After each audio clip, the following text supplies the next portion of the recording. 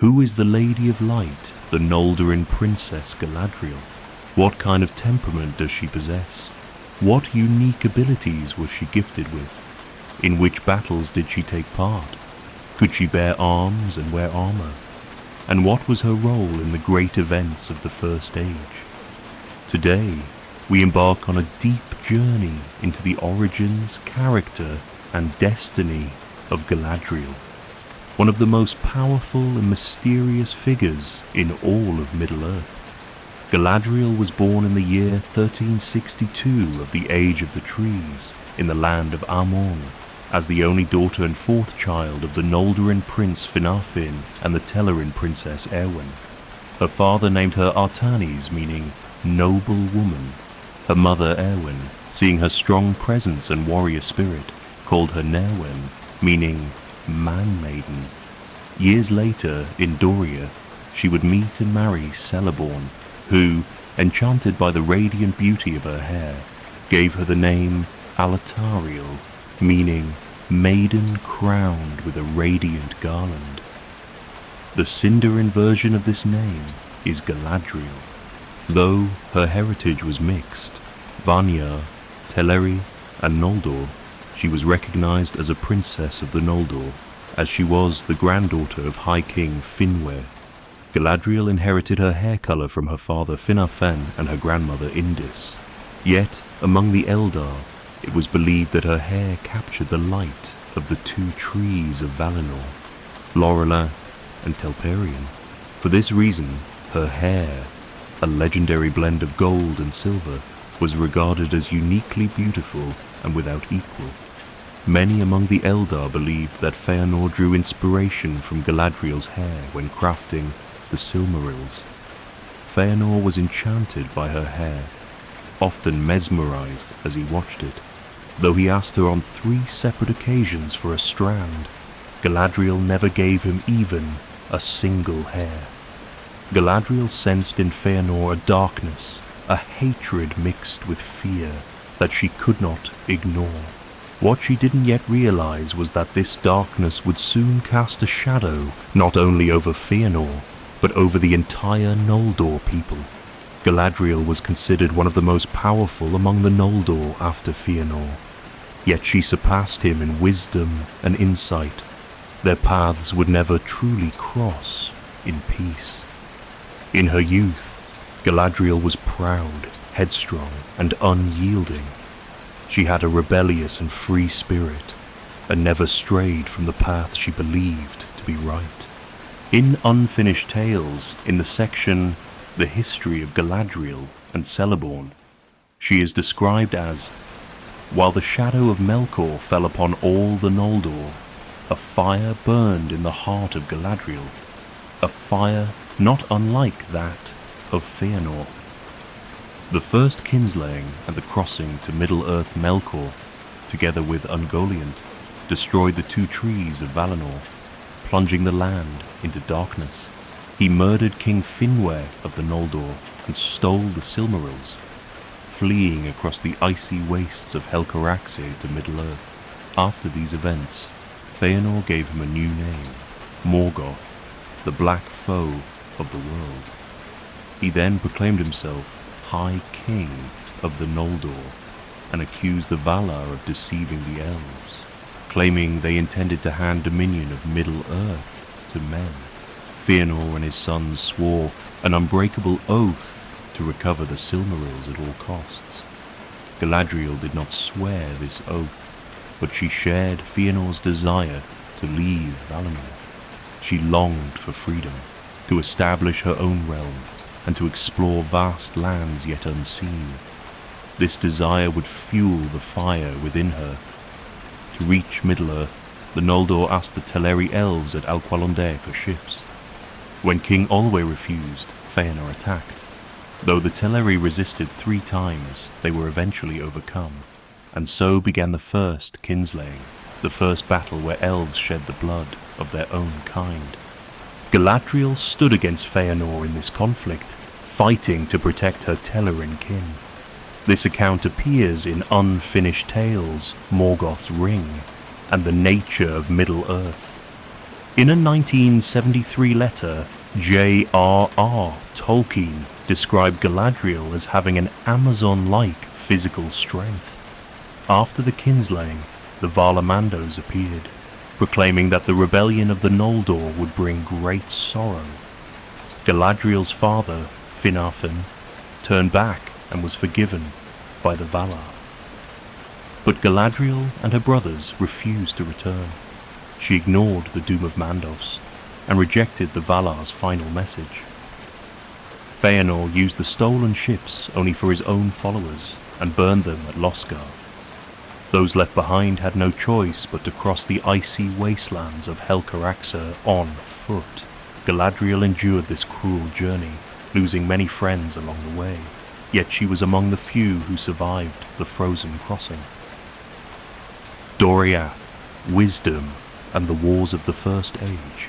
Upon arriving in Middle-earth, Galadriel was welcomed into Doriath, the realm of the Teleri king Thingol, his Maya queen Melian, and their daughter Luthien. Galadriel formed a close friendship with Melian, from whom she learned much about the lore and history of Middle-earth. It was in Doriath where she met Celeborn, and the two became betrothed. However, they would not marry until the wars had subsided. Galadriel brought with her sacred grain from the west and introduced the art of lembas bread to Beleriand. In the Dagor Bragolach, Battle of Sudden Flame, in the year 455 of the First Age, her brothers Angrod and Egnor were killed. Later, in 465, her brother Finrod perished in the dungeons of Sauron while protecting Beren. Following these tragedies, Galadriel and Celeborn crossed the Blue Mountains and withdrew into Eriador. Doriath eventually fell, destroyed in the conflict over the Noldorin and the Silmaril. King Thingol was slain by dwarves, and his grandson Dior, son of Beren and Luthien, was killed in the second kinslaying. Galadriel and Celeborn survived these devastations. At the end of the First Age, the Valar forgave the Noldor, and many returned to the Undying Lands. But Galadriel did not. According to some sources, she refused the pardon. In others, the pardon was not extended to her. In either case, she remained in Middle-earth, determined to fulfill her dream of founding a realm of her own. This unshakable resolve would shape her role as one of the most influential figures of the Second and Third Ages. Though Melkor had been cast into the void at the end of the First Age, the shadow of evil still lingered. His most loyal servant, Sauron, was preparing to rise once more from the darkness. The rise of Lothlórien and the return of Sauron. At the end of the First Age, Galadriel and Celeborn settled in Eriador, living in regions east of Lindon and west of Eregion. During this time, Galadriel's intentions became clear: to create a realm of peace, wisdom, and beauty, far from the darkness, a land ruled by her own guidance and ideals. This vision would eventually form the foundation of Lothlórien. As the Second Age progressed, a great movement of craftsmanship emerged in a region led by Celebrimbor, grandson of Feanor. Though Galadriel was not part of this movement, she kept a close watch over it. A stranger had come to Middle-earth, fair in form, wise in speech, and gentle in manner, yet full of deceit. Anatar, the Lord of Gifts. But Galadriel quickly sensed the darkness behind this supposed wisdom. She saw through the disguise and knew his true identity. He was Sauron, former servant of Morgoth. Despite her warnings, Celebrimbor and the smiths of Eregion continued to work with Anatar. Their collaboration led to the forging of the Rings of Power.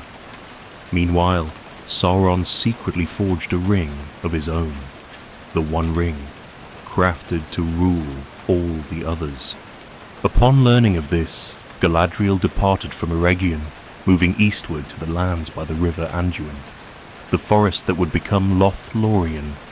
There, using the knowledge she had gained from Melian, she strengthened the land with protective enchantments. When Celebrimbor realized Sauron's treachery, he secretly sent the 3 elven rings away. They were Vilya, Narya, and Nenya. Nenya, the Ring of Water, was given to Galadriel. This ring amplified her wisdom and beauty, but her greatest strength lay in her choice not to use its power for domination. When Sauron put on the One Ring, Galadriel immediately felt his presence within her mind, and in that moment his true nature was fully revealed. The fall of Númenor and the dawn of the Third Age. At the end of the Second Age, the kingdom of Númenor, once the greatest of men, was corrupted by Sauron's deceit. He persuaded the Númenóreans to invade Valinor, seeking immortality. In response to this great sin, Ilúvatar himself intervened. Númenor was swallowed by the sea. The shape of the world was changed forever.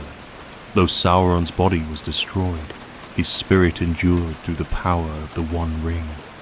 Thus began the Third Age. Galadriel and Celeborn turned Lothlórien into a haven of light and wisdom. In this realm, time seemed to stand still, while the world outside grew ever darker. Within Galadriel's borders there remained music, beauty, and hope. Galadriel did not lead armies or wage war, but like a silent force of balance, she helped preserve harmony across Middle-earth. She was the first to sense pride festering in Saruman, the humble strength growing in Gandalf, and the burden within Frodo long before others did. During the War of the Ring, Frodo and the Fellowship came to Lothlórien. There, Galadriel showed Frodo a vision of his own inner darkness, and he offered her the One Ring. Faced with the temptation, Galadriel declared, "And now at last it comes. You will give me the ring freely." In place of a dark lord, he would set up a queen, not dark, but beautiful and terrible as the dawn, treacherous as the sea, stronger than the foundations of the earth. Yet in that moment, she refused the ring, and in doing so, she achieved her true purification. With Sauron's fall, the age of the elves in Middle-earth drew to a close. After thousands of years, Galadriel was finally forgiven by the Valar. The destruction of the One Ring also ended the power of Nenya, and so, with Gandalf, Elrond, and Frodo, Galadriel departed from the Grey Havens, sailing westward to Valinor. Galadriel's legacy and farewell to Middle-earth. Galadriel was not merely a warrior, not merely a queen. She was the embodiment of those who face the darkness and do not turn away, those who wield great power but choose wisdom over domination. Her journey was one of pride, exile, loss, and redemption, and in the end, it was not through force or conquest, but through humility and restraint that she proved herself worthy to return to the West. Her presence lingered in Middle-earth like the last golden leaf of an ancient tree, a reminder of a nobler age now fading into memory. If this journey inspired you, subscribe to our channel, turn on notifications, and join us again as we uncover more stories that go beyond the borders of the known world.